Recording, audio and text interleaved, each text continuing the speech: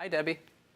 Hi, good morning. Digestive issues are something that many of us can relate to, at least some of the time.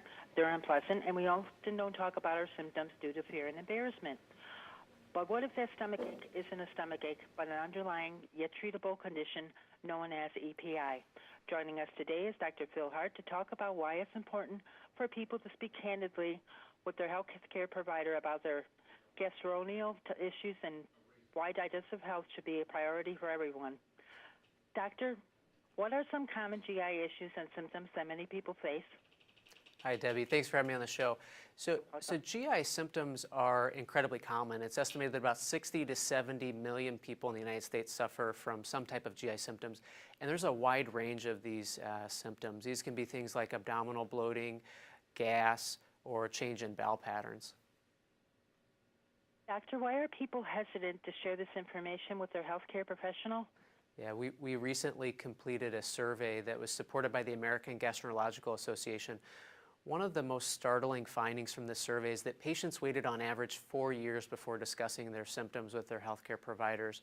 And of those that had a difficult time with this conversation, 60% cited embarrassment as the primary reason for that delay.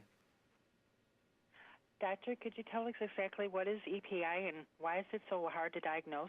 So EPI stands for exocrine pancreatic insufficiency, and this describes a situation where the pancreas doesn't make enough hormones or chemicals to digest the food that we eat.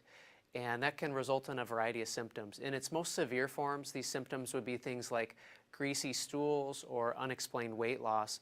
But in more mild cases, the symptoms can be things like abdominal bloating or gas. And these symptoms overlap with other very common GI conditions, which can make it very difficult to diagnose. How can patients take a more proactive role in their digestive health? Yeah, again, we were most taken aback by this 4-year delay from symptom onset to starting a conversation with a healthcare provider. And so for patients that are suffering from these symptoms, we would encourage them to be proactive and to begin the conversation with their healthcare providers to help them understand whether or not the symptoms that they're having may be due to a treatable or reversible condition such as EPI or something else. Doctor, is there anything else you'd like our viewers to know about EPI that we haven't covered? Well, again, one of the things that that we think is important is that patients need to learn more about this. It's only 1 out of 5 patients that were surveyed that were familiar with the symptoms that are related to EPI.